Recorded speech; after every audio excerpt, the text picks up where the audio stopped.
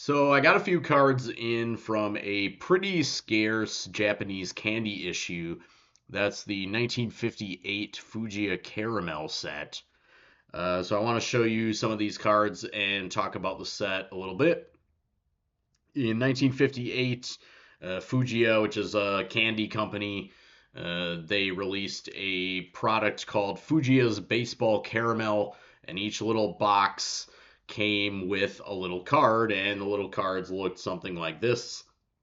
As you can see, these cards are very small. They're about passport sized, and they're printed on almost paper thin stock, black and white photos, and pretty um, austere backs, I guess, although they pack a lot of information on the back. So we'll get into that a little bit. I do want to say right off the bat here, I wrote a deep dive on this set.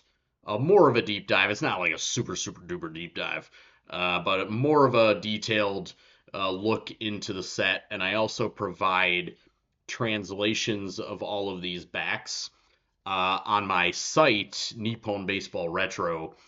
So if you want to kind of read the deeper dive and read the translations I did of these backs, please go to my site, Nippon Baseball Retro. I have the link in the description of this video.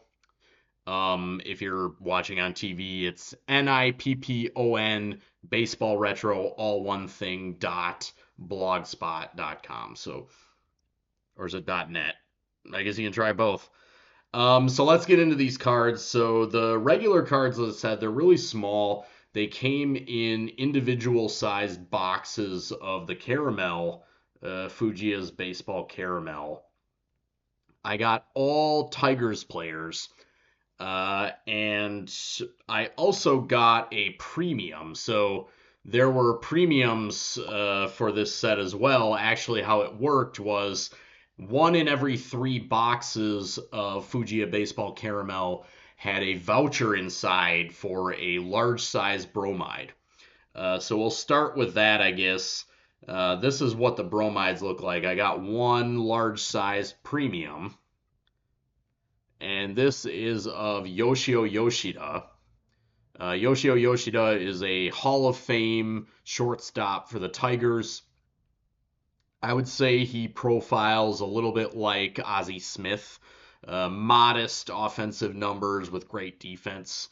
And Yoshida is one of three Tigers players with his number retired. His number was 23, same as Jordan, although he predates Jordan, obviously.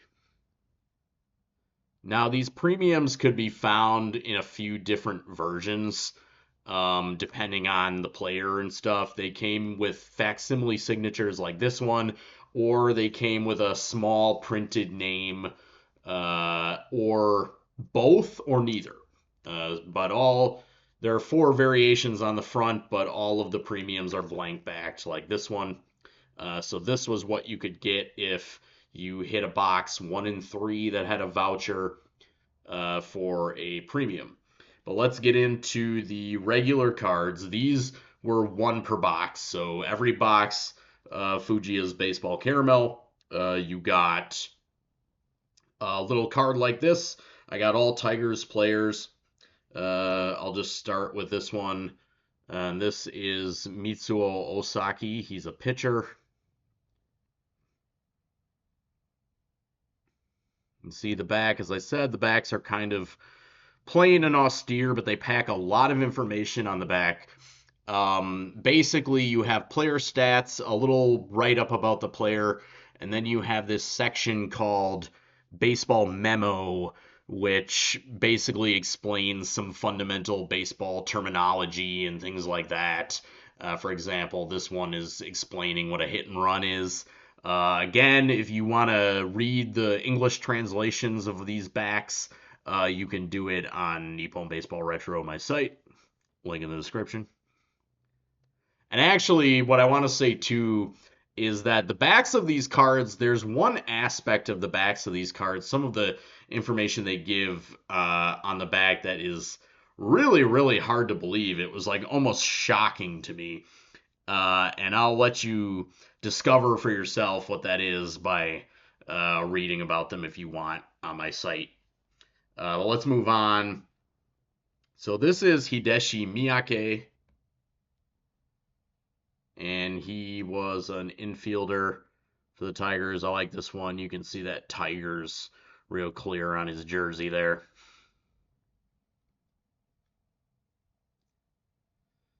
And then I also have this one of Kenjiro Tamiya. Kenjiro Tamiya is actually a Hall of Famer. So I got two Hall of Famers, Yoshida in the premium and Tamiya here on this card. Now, an interesting thing about these is that the premiums, of course, as I said, they were 1 in 3 boxes. You would get a voucher for one of these. But what's interesting about it is nowadays, I would say looking, sort of shopping around for these or looking, I would say the premiums are actually a little bit more available than the actual cards, which you wouldn't think, right? Like intuitively, you wouldn't think that the premiums, being premiums, would be as available as the regular cards. But I think the reason for this is probably because the regular cards are so small and so flimsy that they were probably just very prone to damage, loss, and just being thrown away because they're just these little passport photo sized little cards. For your reference, PSA is only graded 3 total of the standard cards. It's not known how many cards are in this set actually, and they are unnumbered. I guess it's maybe estimated there's around 120 or so, but it's not definitively known. So, all right, guys, that's what I've got for you today. As always, thanks for watching. Peace.